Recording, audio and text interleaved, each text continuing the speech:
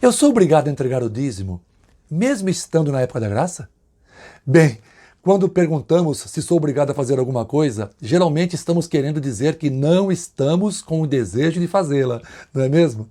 Para quem tem a intenção de fazer algo, a pergunta correta seria essa: eu posso entregar o meu dízimo na época da graça?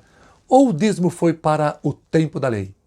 Meu irmão, sim, claro que pode entregar o dízimo, desde que o faça com um coração sincero e voluntário, ok? E não porque está com medo da locusta devoradora, de perder o emprego ou querendo ganhar alguma coisa em troca do teu dízimo.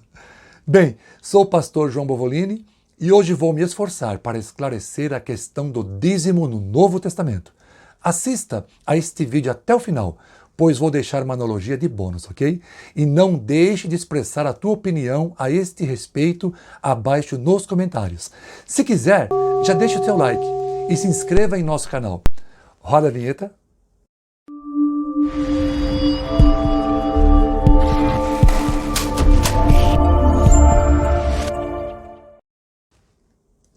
Dízimo, na época da graça, é uma proposta que os cristãos fazem baseada nos princípios bíblicos gerais e não especificamente na lei mosaica.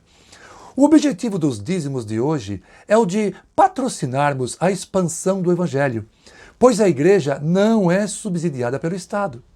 E salvação da alma é o que existe de mais importante e urgente na vida. Ela é ainda mais importante do que o nascimento de uma pessoa. Pois do que adianta nascer e não ouvir falar de Jesus? No Novo Testamento, não temos o mandamento direto para a igreja dizimar. Só encontramos Jesus falando com os judeus a respeito do dízimo judaico. Porém, nós encontramos, sim, exemplos de generosidade dos verdadeiros servos de Deus, que inclusive chegaram a doar 100% de suas propriedades, e não apenas 10%. Paulo disse em 2 Coríntios, capítulo 8, versículos 7 e 8. Destaquem-se também neste privilégio de contribuir. Não lhes estou dando uma ordem, mas quero verificar a sinceridade do amor de vocês. Paulo deixou claro nesta passagem que a contribuição é uma prova de amor e não simplesmente o cumprimento de uma obrigação legal. Um líder de igreja que cita o livro de Malaquias, capítulo 3, para coagir o crente a dizimar, na minha opinião, ele pode estar burlando o princípio do amor contributivo do Novo Testamento, ainda que esteja fazendo isso com toda boa intenção. Por outro lado, quando não contribuímos com generosidade, considerando o dízimo como um princípio bíblico, alguma coisa em nossa vida espiritual está precisando de atenção.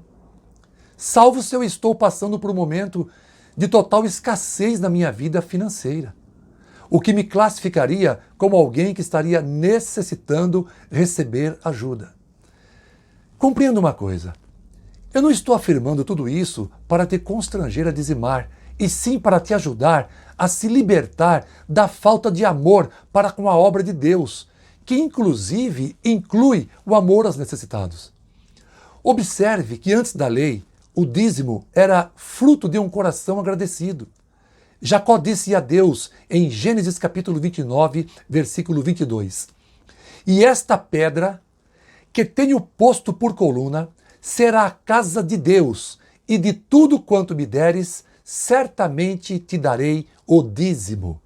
E esse deve ser também o nosso comportamento no Novo Testamento. Uma pessoa que não contribui com generosidade tem mesmo amor a Jesus e a sua obra? O que Jesus fez por nós não tem dízimo e oferta que pague. Mas podemos sim ser agradecidos usando os princípios bíblicos de gratidão e amor. Mas a propósito, a quem devemos entregar o nosso dízimo? Algumas pessoas distribuem o seu dízimo aos pobres ou parentes passando por necessidade. Isso é muito generoso, mas será que isso é o que encontramos na Bíblia? Os dízimos, é claro que podem sim ser usados para ajudar aos pobres, Mas é o dizimista quem deve decidir a quem os entregar? Tomemos por base o princípio de dizimar antes da lei.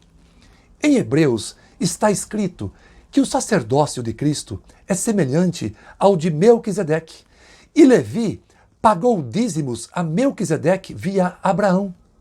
Abraão não saiu distribuindo o seu dízimo aos pobres e nem aos necessitados de sua família.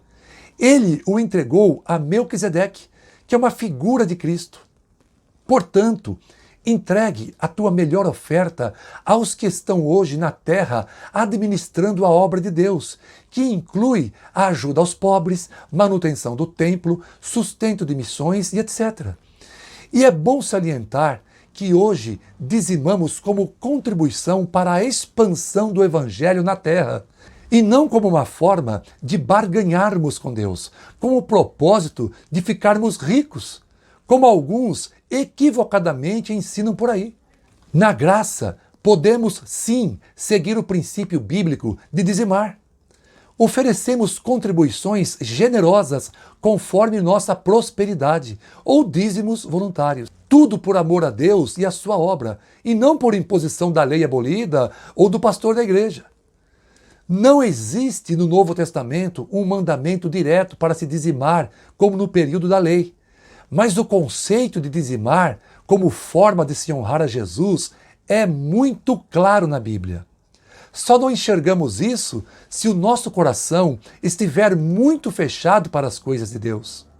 Sabe, irmãos, muitos por aí têm se levantado contra as igrejas instituídas e o seu sistema contributivo, pois afirmam que a oferta deve ser voluntária. Mas as igrejas sérias também devem ensinar exatamente isso. Ou seja, que a contribuição deve sim ser voluntária. Só que o problema dos inimigos da igreja é que ultimamente não os vejo sendo voluntários a contribuir com quase nada ou mesmo com nada. Portanto, eles usam o argumento de que a contribuição deve ser voluntária justamente para se esquivarem da responsabilidade de contribuir com generosidade ao Senhor. Creio que Paulo esperava melhores propostas contributivas quando orientou a igreja a contribuir segundo a proposta de cada coração. Talvez a razão de não estarmos contribuindo adequadamente seja porque estamos vivendo em uma época em que o amor e a fé estejam se esfriando. E quando o amor esfria, o bolso congela.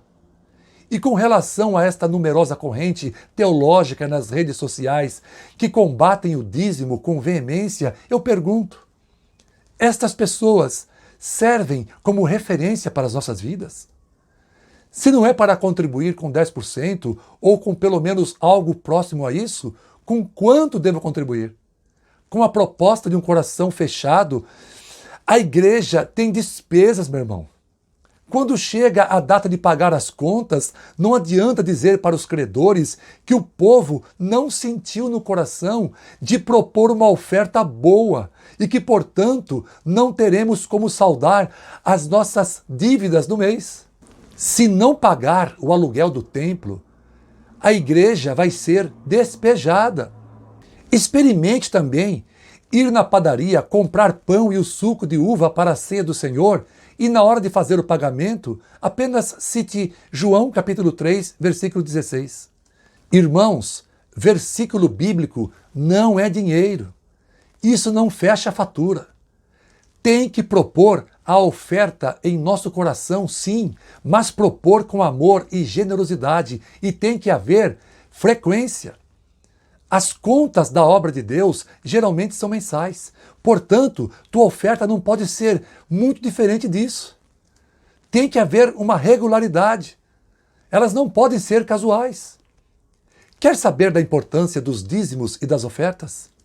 Candidate-se à tesouraria da igreja.